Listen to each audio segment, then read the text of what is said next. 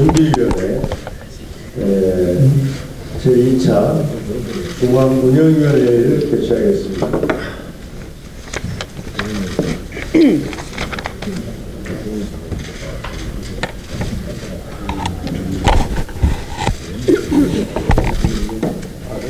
제가 죄송합니다. 네, 잠시 준비를 해야겠습니다. 프로젝트장에 서주십시오. 국회에 대한 동의.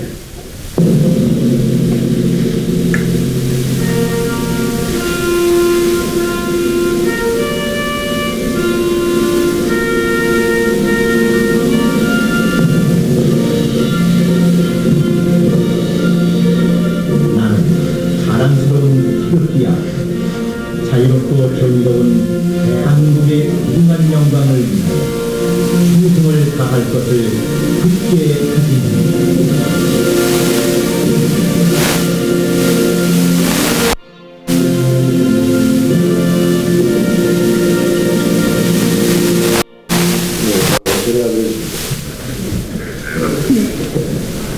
조대수 위원장이 물어봐서 시작하겠습니다.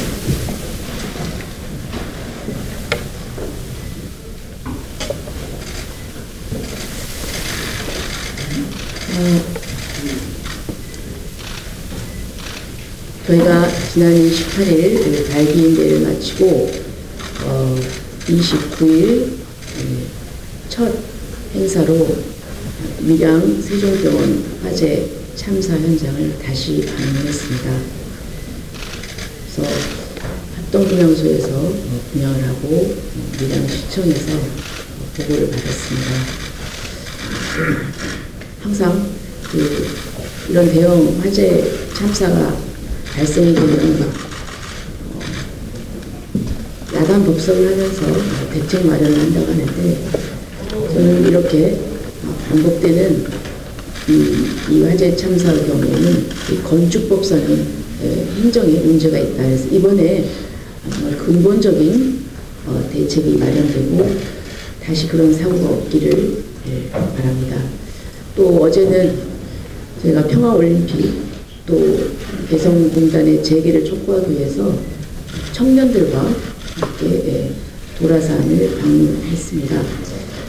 동국대학교 북한학과 학생들도 같이 동참을 했습니다.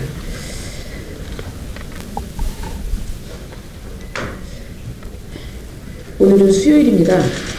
매주 수요일날 일본 대사관 앞에서 위안부 할머니들의 수요 집회가 있습니다. 오늘 우리는 그 수요 집회에 참석합니다. 위안부 할머님들의 그 한 맺힌 삶을 보상하기 위해서 국회의 역할을 찾겠습니다. 저는 작년 11월 한일 정부 간 일본군 위안부 피해자 문제 합의 폐기 촉구 결의안을 대표 발의했습니다. 그 당시 국민의당 18명 의원이 공동 발의해서 당론으로 채택할 것을 요청했지만 안철수 지도부는 묵묵부답이었습니다. 저는 한일 정부 간 합의 폐기 촉구 결의안을 민주평화당의 첫 번째 당론으로 만들겠습니다. 모든 정당에게 제안합니다. 이번 임시국회에서 한일 양국 간 외교부 장관 합의서 폐기안을 통과시킵시다. 문재인 정부 또한 국회가 의결하면 즉시 합의 무효를 선언해야 합니다. 이번 임시국회에서 반드시 성과를 내야 합니다.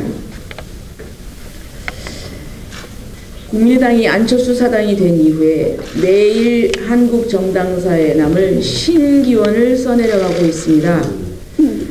어제는 우리 민주평화당 발기인 중 1000여 명이 대표당원과 동일인물이라면서 이중당적 문제로 전당대회를 치를 수 없다고 했습니다.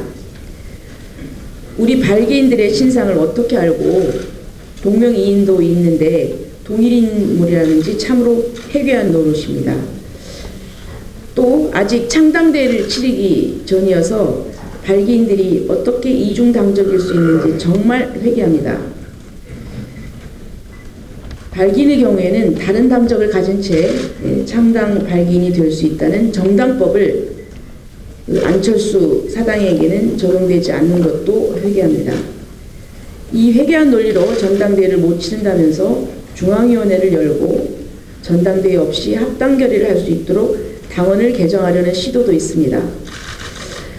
현 대통령 임기는 이번 개헌으로는 변경할 수 없습니다. 단서 조항 때문입니다. 중앙위원회에 위임 불가라는 단서가 붙은 당원 또한 지금 개정한다 해도 중앙위가 합당을 결정할 수는 없습니다. 당원 위반입니다. 그러나 마음대로 하십시오. 헌정 질서를 파괴한 정권에서 민심이 떠나듯 당원 개정을 밥 먹듯 정당 민주주의를 파괴하는 안철수 사당에 남아있을 사람은 없습니다. 본질을 봐야 합니다. 이 우스꽝스러운 사태는 안철수 대표가 자기 뜻에 찬성하는 사람들에게만 투표권을 주려는 데서 발생하고 있습니다. 안철수는 민주주의 자체를 파괴하고 있습니다. 안철수 사당은 비웃음거리가 되고 있습니다. 한마디로 목불인견입니다. 안철수 대표와 측근들이 오늘은 또 어떤 신기원을 쓸지 기대해 보겠습니다. 또 서지현 검사의 성추행 그 폭로가 지금 일파만파입니다. 저는 대한민국 최초의 여성 검사였습니다. 검사는 그 어려운 사법시험을 통과하면서 그리고 또 신분이 보장된 비교적 엘리트 고위직 공무원입니다. 자부심도 남다를 텐데 이 선배 남성 검사로부터 성추행을 당했을 때 그 얼마나 수치스럽고 분노를 했을까. 그리고 이것을 8년이나 참고 살았던 이 서검사의 마음이 오죽했을까. 저도 마음이 아픕니다. 또 이것에 대해서 문제 제기를 하려고 했을 때 왜 들쑤시고 다니느냐. 그리고 또 이 부분에 대해서 이거 원인이 되어서 인사 불이익까지 당했다는 것은 정말 있을 수가 없습니다. 성범죄를 수사하는 기관은 검찰입니다. 그런데 이 성범죄를 엄정하게 수사해야 할 검찰이 그 고위 간부가 이렇게 성범죄를 저지르고도 그것을 문제 삼는 데 대해서 왜 들쑤시고 다니냐는 그런 사고방식. 그래서 검찰 개혁이라는 얘기가 나오는 것 같습니다. 인권이 최우선 가치가 되어야 할 검찰에서 성범죄가 있다면 정말 마땅히 내부에서 철저하게 수사해서 단죄했어야 합니다. 문무일 검찰총장이 철저한 진상규명을 지시한 만큼 검찰 내부에 다른 성범죄에 대해서도 철저히 조사가 이루어져야 합니다. 이참에 검찰뿐이 아닙니다. 다른 권력기관 또 우리 사회 모든 분야에서 이런 내부적으로 성범죄 피해자가 없는지, 이런 성추행과 성희롱과 성폭행을 당하고도 끙끙 앓으면서 말을 못하는 그런 여성 피해자가 없는지 자체 조사를 실시하기 바랍니다. 이상입니다. 예, 오늘은 이쪽부터 하겠습니다. 장정수.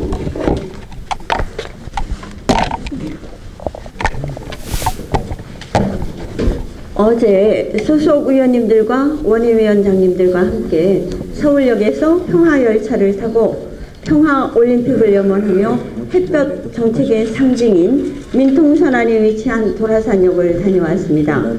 이번에 성공적인 평화올림픽과 남북관계의 진전을 소망해 봅니다.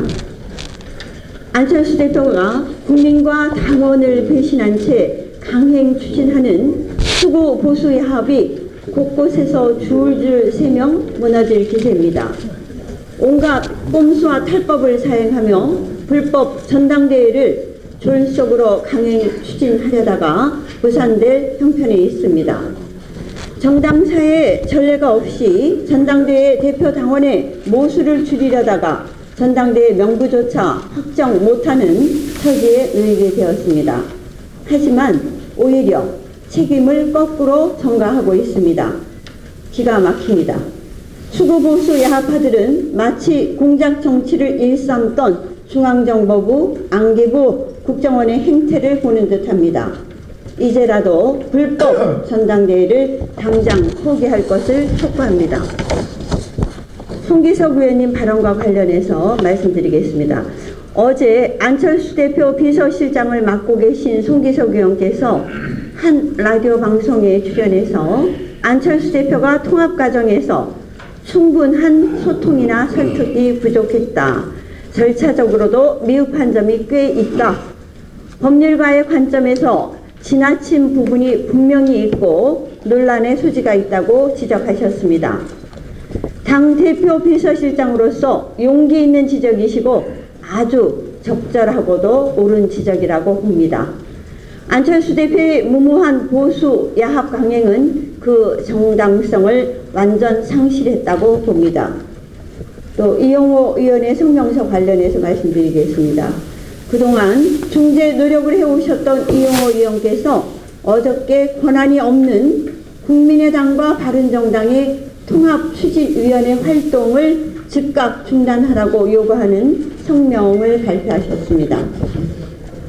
안철수, 유승민 두 대표가 통합전당대회를 2월 13일로 결정한 것은 명백히 절차적 정당성을 위반한 것이라고 지적했습니다.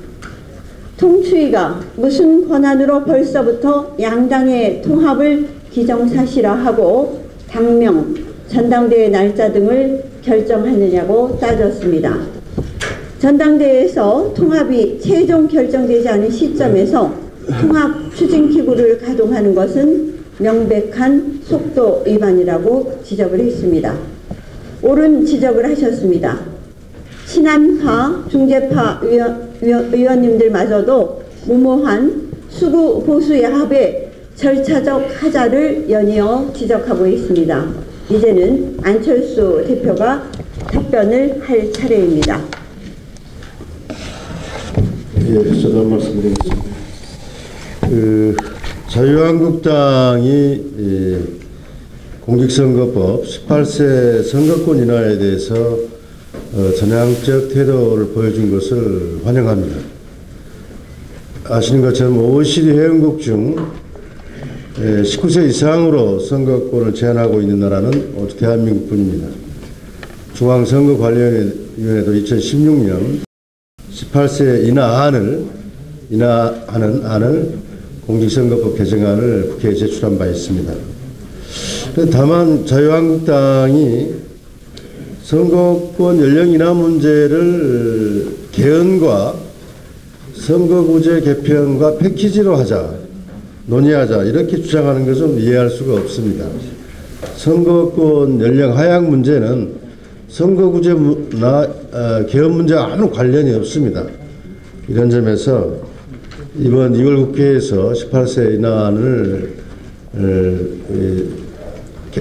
개헌 정개특위에서 논의를 해가지고 통과시켜서 6월 지방선거에서는 반드시 우리 젊은이들에게 선거권을 부여하자. 그래서 우리 정개특위에서 바로 논의에 착수하자. 이런 제안을 합니다. 다음은 우리 정동영 의원 이쪽으로 좀 옮겨서 하겠습니다.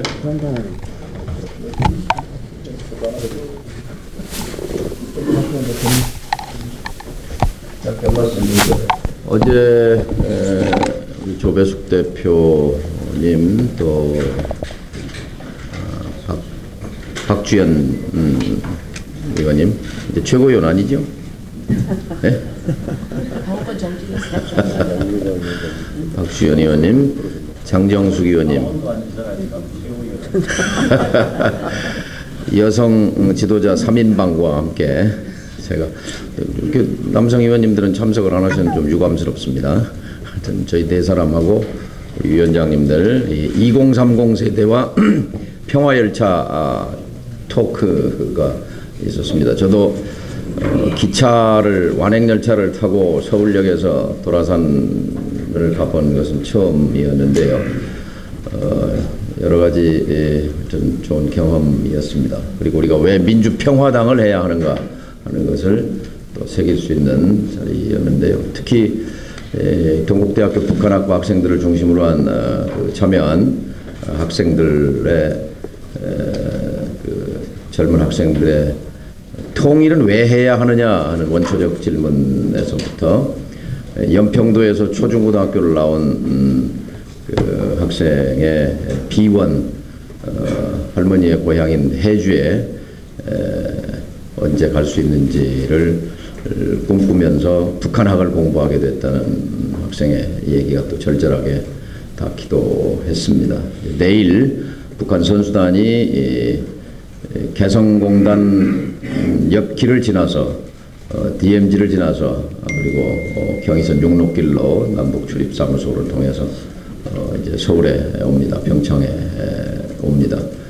우리 민주평화당은 앞으로 60일 올림픽 휴전 기간에 반드시 남북 교류와 대화를 북미 접촉과 대화로 잇기 위해서 창의적인 제안과 선도적인 노력과 정부에 대한 촉구와 당 차원의 모든 노력을 기울여서 전쟁과 평화의 교차로에 서 있는 한반도를 반드시 평화의 문 안으로 들어갈 수 있도록 하는데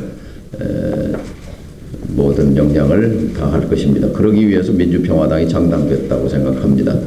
오늘 광주일보, 무등일보 또 지역에 있는 언론들을 중심으로 정치는 세인데 결국 시작할 때는 안철수 통합당에 새가 있는 것으로 알려졌지만 막상 뚜껑을 열어보니 민주평화당 쪽으로 새가 기울고 있다 하는 그런 분석 기사를 해서 우리에게 용기를 주고 있는데 하여튼 조금만 더 힘을 내면 안유당을 제압하고 우리가 제3당으로서 위상을 굳건하게 할 거라고 기대를 합니다. 감사합니다.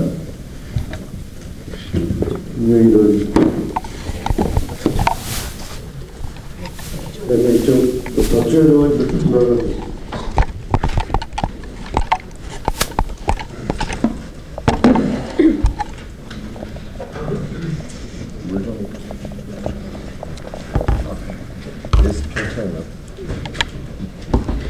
예, 지금 당권 포집 국민의당, 현재 국민의당에서 대표당원과 민주평화당 발기인의 그 중복에 대한 문제를 제기하고 있는데 분명하게 말씀드립니다. 정당법상 중앙당의 창당 등록 절차가 완료될 때까지는 이중 당적이 아닙니다. 그래서 이중 당적의 문제가 전혀 발생하지 않음을 말씀드립니다. 지금 이제 민주평화당 발기인에 저와 또 이상돈 의원님, 장정숙 의원님 세 분의 비례대표 의원님들이 계셔서 향후 어떻게 움직일 것인가에 대해서 이제 기자분들의 많은 질문이 있어서 일단 저희 입장을 간단하게 말씀드리겠습니다. 우선 그 현재 9명인 바른정당이 이전에 30명 이상이었을 때 그때 바른정당 소속의 32명의 의원들이 김현아 방지법이라고 해서 분당시에 비례대표의 선택권을 인정하는 법안을 발의한 바 있습니다. 그분들의 대다수는 지금 자유한국당에 가 계십니다. 그리고 지금 민주평화당의 김광수 의원님께서 또 비례대표 합당시에 비례대표 의원의 선택권을 보장하는 그런 법안을 발의하셨습니다.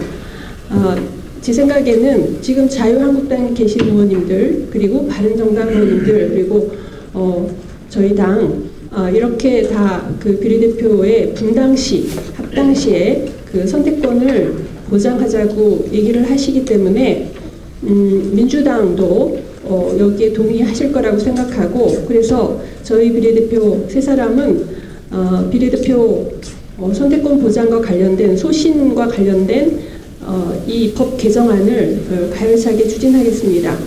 두 번째는 현행 공직선거법 192조 4항에 합당, 해산, 제명의 경우를 제외하고는 당적 이탈 시 비례대표 의원직이 상실된다라고 해서 합당의 경우에도 비례대표 의원직이 유지되는 것으로 그렇게 법문에 나와 있습니다. 근데 이 조항에 대한 사례가 없기 때문에 아마 선관위에서는 여기에서 합당이라는 거의 의미를 합당 시에 합당을 따라가는 경우만으로 제한해서 해석할 가능성이 있지만 법조인의 입장에서 이 조항을 이렇게 좁게 해석할 아무런 근거가 없습니다. 그래서 저희는 이 부분에 대한 소송을 통해서 이 부분에 선관위 해석을 정확히 받아내고 법적으로 비례대표의 선택권이 현재 합당의 경우에는 적어도 비례대표의 선택권이 있다는 것을 법적으로 인정받고자 합니다. 그리고 세 번째는 당장 저희가 탈당을 할 생각이 전혀 없습니다. 그 민주평화당과 함께 그 의결권을 헌법 기관으로서의 국회의원의 의결권을 행사하게 될 것이고, 저는 비례대표 세 사람 외에도 저희와 함께 할 수 있는 몇 분이 계시다고 생각합니다. 그래서 만약에 합당이 된다면 그 합당된 당 안에서 또 다시 가열차게 내부 투쟁을 할 것입니다. 예, 저는 88년에 민주사회를 위한 변호사 모임으로 변호사를 시작한 이후 30년간 민주화와 양극화 해소를 위해서 애써왔습니다. 그리고 앞으로 30년간 제가 어느 자리에 어느 위치에 있든지 차별과 배제를 극복하고 격차, 사대 격차, 빈부 격차, 지역 격차, 세대 격차, 남녀 격차를 해소하는 일에 매진하고자 합니다. 그리고 정치적으로는 그 누구도 어드밴티지가 없는, 그 누구도 디스어드밴티지가 없는 그런 공정한 경쟁이 이루어지는 그런 정치 환경을 만들기 위해서 여기 계시는 여러분들, 정말 원칙과 소신을 지키고 개혁의 한 길로 오신 여러분들을 모시고 앞으로 민주평화당과 함께 열심히 분투 노력하겠습니다.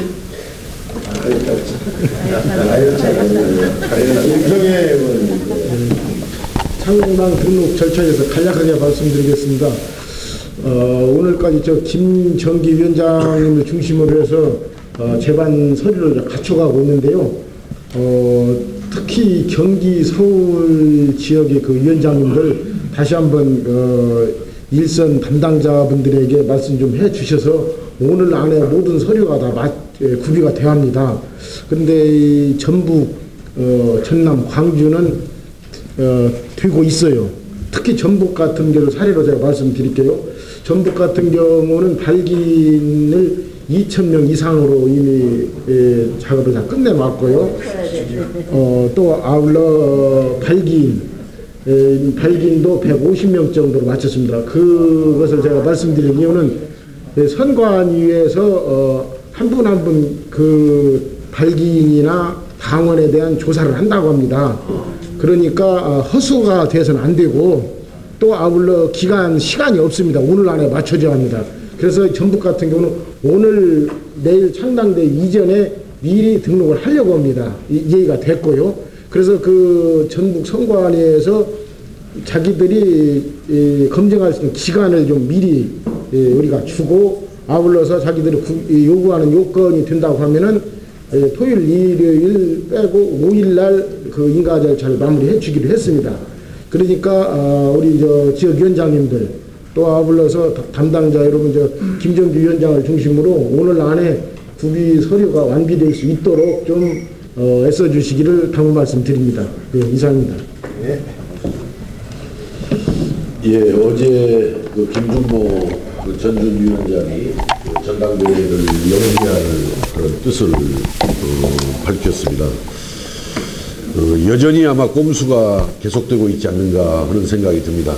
제 짐작으로는 도저히 현재 상태에서 전당대회를 치렀을 때 그 합당을 위한 의결이 어렵다라고 보고 우리가 먼저 이렇게 민주평화당을 만들어서 그 나가주기를 기다리는 것이 아닌가 하는 그런 의구심을 또 갖게 되는 측면도 있고, 또 중재파 의원들께서 그 전당대회 이후에 결정을 하겠다, 그 거취를 결정하겠다라는 그런 이야기들을 하고 있으니까 그 중재파 의원들을 어떻게든 좀 붙들어 놓고 설득을 해가려는 그런 꼼수가 아닌가 하는 그런 생각을 갖는데, 지금이라도 그런 꼼수들 이제 접고 당당하게 나가줄 것을 요청을 합니다. 저희들은 그러한 지금 현재 그 국민의당의 그런 머뭇거림에 조금도 구애받지 않고 꿋꿋하게 민주 평화의 길을 걸을 것입니다. 그러면은 왜 이 시점 민주와 평화를 우리가 추구하려 하는지 말씀을 드리겠습니다. 그동안 반복이 좀 되는 부분도 있습니다만은 정리하는 기분으로 말씀을 드리겠습니다. 우선 민주화 없이는 국가 경제의 장기적인 번영과 민생의 안정을 기대할 수 없기 때문입니다. 세계사를 아무리 둘러봐도 민주화를 이루가지 못한 채 경제 번영을 지속한 나라는 찾을 수가 없습니다. 우리나라가 1950년대 말과 1960년대 초에 경제개발교육을 수립하던 때에 모델로 삼았던 나라는 버마, 현재 미얀마라고 합니다. 버마와 파키스탄이었습니다. 필리핀은 우리나라와 경제적 격차가 너무 커서 모델로조차 삼을 수가 없었습니다. 그러나 지금 이 나라들은 독재 정권이 장기간 유지되면서 지금은 우리 국민 소득의 10분의 1 수준에서 크게 벗어나지 못하고 있습니다. 다른 사례들은 헤아리기 어려울 정도로 많습니다. 나중에 기회가 되면은 또 소개를 드리겠습니다. 반면에 우리나라는 참혹한 군사 독재 정권 지하에서도 민주화 투쟁을 치열하게 지속했고 이제는 정치적 민주화를 어느 정도 만족할 만큼 이룩해냈습니다. 다만 헌법적인 정치적인 민주화를 어느 정도 이룩했지만은 독재 정치의 잔재가 여전히 각종 법률에 남아 있습니다. 그래서 국민의 권리와 자유가 아직도 많이 제약당하고 침해당하고 있습니다. 국민의 권리와 자유를 보장할 제반 법률의 정비, 민주화는 여전히 우리의 현안 과제인 셈입니다. 한마디로 법률적 민주화까지 이룩해야 비로소 경제 번영과 민생 안정이 앞으로도 지속 가능해질 수 있는 것입니다. 우리 민주평화당은 법률의 민주화까지를 하나하나 살피고 정리해서 끝까지 추진을 해나갈 것입니다. 다음으로 평화가 정착되지 않을 경우에도 민생 안정과 경제 번영의 지속은 기대할 수 없기 때문입니다. 우리가 평화의 길을 걸으려는 이유입니다. 평화가 정착되지 않으면 공포를 팔아서 자신들만의 정치적 이익을 챙기려는 소위 공포 상인들만 득실될 따름입니다. 이들에게는 국가와 민족의 미래는 관심권 밖의 일입니다. 김대중 정부 시절에는 남북 화해와 평화 정착을 위해 햇볕 정책을 흔들림 없이 추진했습니다. 심지어 북한 함정이 우리 서해안을 침범하여 교전이 이루어진 뒤에도 마찬가지였습니다. 다만 햇볕 정책이 이와 같이 도전을 받았을 때에는 단호하게 반격하여 북한 군함들을 격침시키고 패퇴시킴으로써 우리의 국방 의지를 확실히 보여주었습니다. 북한은 그 뒤 어떠한 도전도 다시는 하지 못했던 것입니다. 반면에 이명박 박근혜 정부에서는 북한을 봉쇄하고 끊임없이 자극하여 남북관계를 파탄시켰습니다. 실제로 금강산 관광이 중단되고 개성공단이 폐쇄되는 등 남북관계는 40년 이상 후퇴되고 말았습니다. 금강산 관광 중단으로 20년, 개성공단 폐쇄로 20년에서 도합 40년을 후퇴시켜 1970년대 중반의 상황으로 되돌려 놨습니다. 그뿐만 아니라 국제 무대에서는 남북 문제에 대한 우리의 역할이 완전히 사라지고 말았습니다. 미국과 중국 등의 눈치나 봐야 했습니다. 무엇보다 심각한 점은 북한을 봉쇄하고 자극했던 이명박과 박근혜 정권에서는 천안함이 격침당했어도 그리고 연평도가 쑥대밭이 될 정도로 북한의 폭격이 대대적으로 이루어졌어도 반격은커녕 어떤 효과적인 대응조차 이루어지지 않았다는 사실입니다. 오히려 핵무기는 물론이고 장거리 미사일의 개발까지 묵인하는 결과를 빚었습니다. 이명박과 박근혜 정부는 오로지 공갈탑만 쏴댔을 뿐이고 공포 분위기를 조성하여 자신들의 정치적 이익만 챙겼을 따름입니다. 우리 민주평화당은 민주와 평화를 앞세워 민생 안정에 최선을 다할 것이며 경제를 재도약시켜 국민이 꿈과 희망을 재충전할 수 있도록 할 것입니다. 우리는 지금보다 더 나은 국가와 민족의 미래를 위해서 더욱 열심히 치열하게 노력해 나갈 것입니다.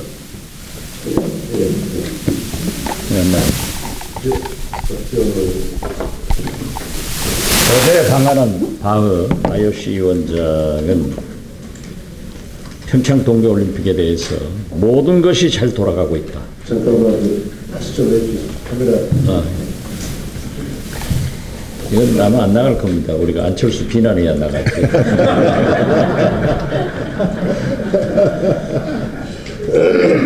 어제 평창에 도착한 바흐 IOC 위원장은 평창 동계올림픽에 대해서 모든 것이 잘 돌아가고 있다.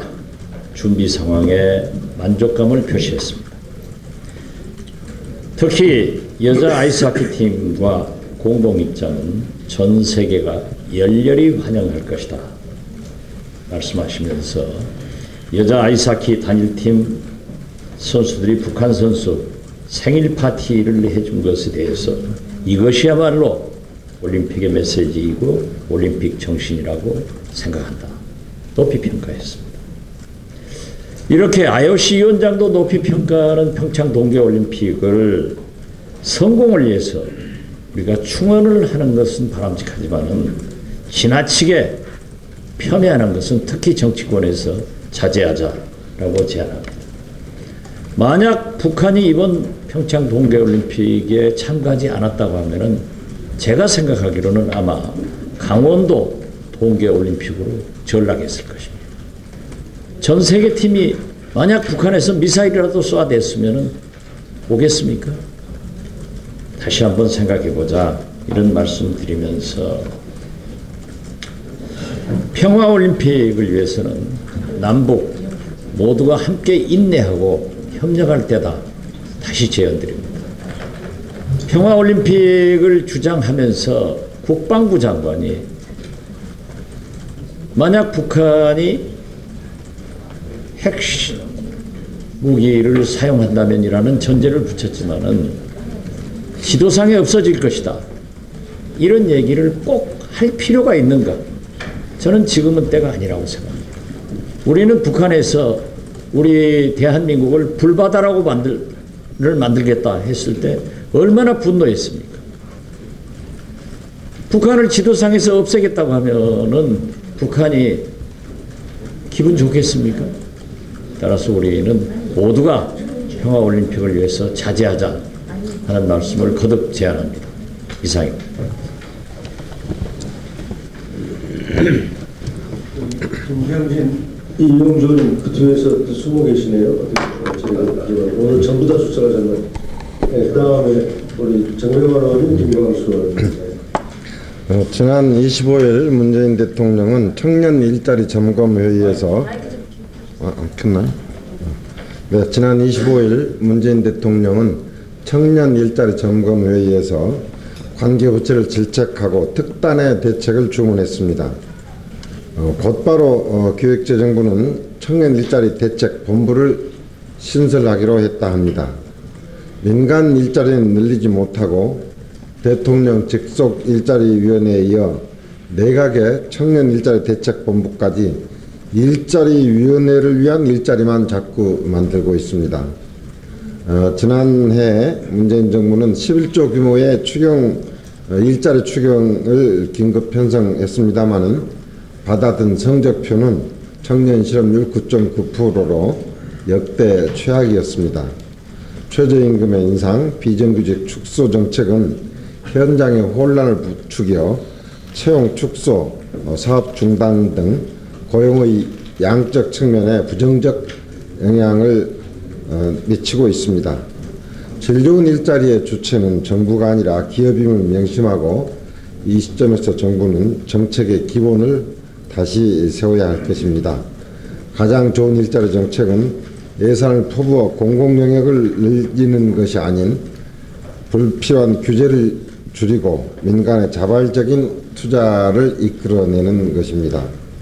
그러면서 국회도 일자리 확대를 위한 여러 가지 규제 개혁에 앞장서야 합니다. 그런 의미에서 규제 프리전법을 비롯해서 4차 산업혁명에 대비한 산업융합촉진법, 과학융합기술발전법, 금융혁신지원법, 정보통신융합법 등 각종 융복합촉진법을 시급히 처리해야 하고, 이렇게 국회에 지금 계류되어 있는 각종 융복합법 촉진법 처리에 우리 민생을 핵심 정책으로 하는 민주평화당이 맨 앞장서서 노력하도록 하겠습니다.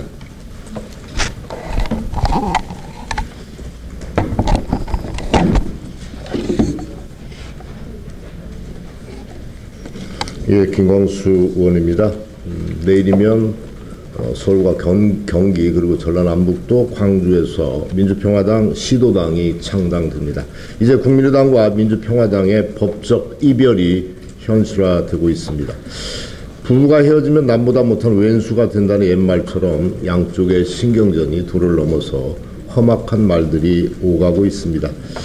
치고받고 싸우는 일, 꼼수 부리는 일, 국민들 눈에 이쁘게 보이지 않습니다. 이제 할 만큼 했으니까 각자의 길, 정체성을 가지고 비전을 가지고 함께 국민께 경쟁하자고 제안드립니다. 안철수 대표께 한 말씀만 드리겠습니다. 그동안의 합리적 개혁, 중도개혁, 극중주의, 중도 보수 등 많은 표현을 하셨습니다. 항상 정체성 논란이 뒤따랐습니다. 최근에는 KBS 정상화 문제와 관련해서 방송 적폐라고 하시면서 지난 8월 파업 지지 입장을 갑자기 바꿨습니다. 한반도기를 반대하면서 홍안유 삼형제라는 별명도 얻으셨습니다. 일신 우일신이 아니라 일보 우일보하며 결국 보수 정체성을 커밍아웃 하셨습니다. 좋습니다. 본인의 철학 정체성이 그렇다면 개혁 포장 걷어내고 이제 본인의 길을 가시면 될 것 같습니다. 중도 보수의 신념을 끝까지 지켜주실 것을 부탁드립니다. 우리 민주평화당은 민주평화, 개혁, 민생을 기치로 국민들께 선택을 받을 것입니다. 민생 속으로 뚜벅뚜벅 걸어 들어갈 것입니다. 이제 마지막으로 안철수 대표께 당부드립니다. 자유한국당과의 합당은 결코 없다는 말 국민들께서 지켜보고 계십니다. 그 약속만큼은 반드시 지켜주시기를 바랍니다. 그것만이 본인이 그토록 강조했던 다당제의 신념을 지켜내는 길입니다. 이제 서로의 비난을 멈추고 수구 보수, 중도 보수, 민주평화 개혁 등 각자의 정체성을 지키면서 정책과 대안으로 경쟁해서 국민들께 선택을 받도록 노력합시다. 우리 민주평화당은 정쟁 후 구렁텅이에서 빠져나와서 민생 속으로 뚜벅뚜벅 걸어 들어갈 것입니다. 이상입니다. 예, 양미가 여성위원장이 특별한 말씀이십니다. 네, 여성위원장으로 임명받은 양미강입니다. 어제 서지현 검사 발언을 보고 굉장히 참담하기도 하고 가슴이 좀 아팠습니다. 그가 올린 그 발언의 전문에 검찰 내에서 있었던 그 성폭력이라고 규정했는데요. 성폭력의 상황을 자기가 피해자가 잘못한 것이 아니라는 것을 8년이 지나도록 깨닫게 됐다는 그 말을 듣고 참 가슴이 아팠습니다. 서지현 검사를 응원합니다. 서지현 검사 건과 관련해서 사실은 세계적으로 보면 우리나라가 제도적으로 성평등은 굉장히 앞서가 있습니다. 그래서 앞에 선두 4위에 있지만 실제로 성별 격차 지수는 144개국 중에 116입니다. 이 정도로 많은 차이가 있는 우리에게 괴리가 있다고 생각하는데요. 개혁을 완수하기 위해서는 두 가지가 있다고 생각합니다. 하나는 제도적 개혁을 만들어내는 것, 또 두 번째는 문화적 개혁을 만들어내는 것. 서지현 검사 건과 관련해서는 우리 내부에 이런 성평등 문화가 얼마큼 정착되지 않았느냐를 보여주는 대표적인 거라고 생각을 합니다. 그런 점에서 민주평화당이 지금 지향하고 있는 민생정당, 개혁정당, 평화정당이라는 세 가지 주제와 함께 지금 우리가 제도적 개선과 함께 이 문화적 개선을 만들어내기 위해서는 평등정당이라는 것을 분명히 제도적으로 만들어내야 될 필요가 있다고 생각합니다. 그런 점에서 2월 6일 창당을 앞둔 이 시점에서 민주평화당이 정당정책이라든가 당원당규 등 여러 가지 새로운 정비를 준비하고 있는 시점에서 이렇게 새로운 시대적 화두에 앞서 나가는 평등 문화를 앞서 나갈 수 있도록 했으면 좋겠습니다. 두 가지를 제안하고 싶습니다. 하나는 제도적인 문제에서는 자유한국당이라든가 더불어민주당에서 진행하고 있는 선거인단의 50% 여성의 참여를 의무한 조항이 다 들어있습니다. 그거에 맞춰서 민주평화당도 여성의 참여를 50%가 지금은 이제 국민의당을 보면 30%를 노력한다고 되어 있거든요. 이런 점에서 50% 의무화를 확정했으면 좋겠다고 생각하고요. 두 번째는 이 문화적 개선을 위해서 민주평화당 내에 평등문화센터를 만들어서 나이와 또 성별과 직위를 막론하고 이런 불평등을 해소하는 데 노력했으면 좋겠습니다. 감사합니다. 네, 고맙습니다. 김경민은 이어서 말씀하시면 지금 최고 스타트 하실 말씀 없습니다. 김경민 의원님. 조금 별이 다른 얘기인데요. 어제 지역에 가서 저희 사무소 지역위원회에서 이제 좀 일하고 있는 분들 만나봤더니 생각보다는 호남 지역에서 굉장히 순조롭게 가고 있더라고요. 최소한 저희 지역위원회만 한 이틀 동안 지금 입당원서를 받았는데 한 1000매 넘게 받았다고 합니다. 그래서 최소한 광주 쪽에서는 또 저희 지역 쪽에서는 그냥 바람이 슬슬 불어가고 있다라는 느낌이 들어서 사실 어제 갔다 와서 좀 마음이 좀 편했습니다. 그 얘기 드리겠습니다. 좀 너무 긴장하지 마시라고 편안한 느낌으로 가시자고 얘기 드렸습니다. 말씀하시는데 이용우 의원님도 전북 전남 상황을 말씀하셔야 되겠네요. 이용우 의원입니다. 제가 하나 말씀드리면요. 어제 그제 제가 열심히 분석을 해봤습니다.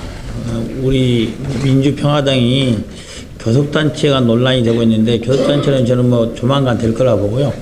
설령 교섭단체를 구하지 않아도 실제로 민주평화당이 국회 내에 역할할 수 있는 의석이 몇 석인가 매직 넘버를 열심히 계산했습니다. 현재 상황 그리고 보궐선거까지 다 해서 해봤더니 17석이더라고요.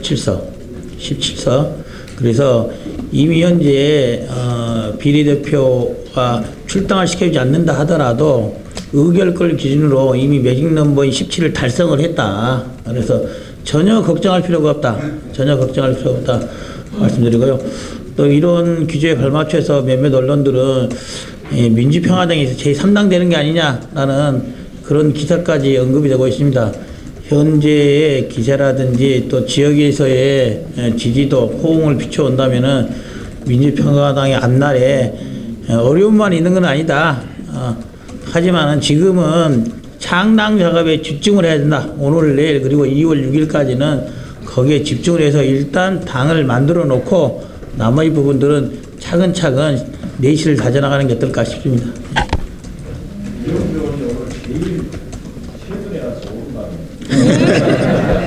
네, 감사합니다. 민주평화당 일정에 대해서 말씀드리겠습니다. 의원님들, 또 제위원장님들, 언론인들 참여해 주시면 고맙겠습니다. 오늘 12시 조대수 대표님의 여러분들이 위안부 문제 해결을 위한 수요 집회에 참석합니다. 일본 대사가 나왔습니다. 그리고 아시는 것처럼 내일 5개 시도당 창당이 진행됩니다. 거의 같은 시간인데요. 광주, 전남북, 그다음에 경기도당, 서울시당, 그리고 경기시당, 시도당 창당회의가 있다는 것을 말씀드립니다. 네, 이상으로 공개회의를 마치고 그 공개회의로 들어가겠습니다.